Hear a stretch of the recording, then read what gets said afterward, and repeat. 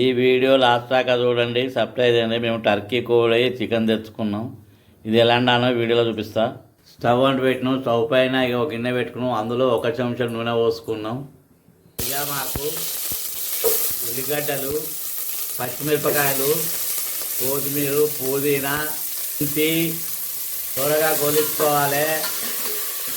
అల్లం వెల్లిపాయ వేసుకోవాలి. చెంచాడు పసుపు, పచ్చివాసన వేదా గోలించుకోవాలి.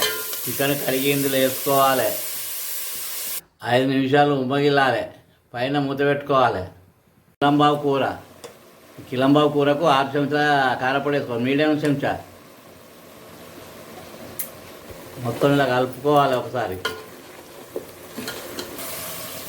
ఇలా ఒక 2 చెంచాల నీరు పోసుకోవాలి. ఎందుకంటే టర్కీ కోడి కాబట్టి ఇది బాగా ఉడకాలి. దీన్ని కనీసం ఒక అర్ధగంట సేపు ఉడికించుకోవాలి. ఇలా మధ్య మధ్యన ఉడుకుతూ ఉంటే కలుపుకోవాలి.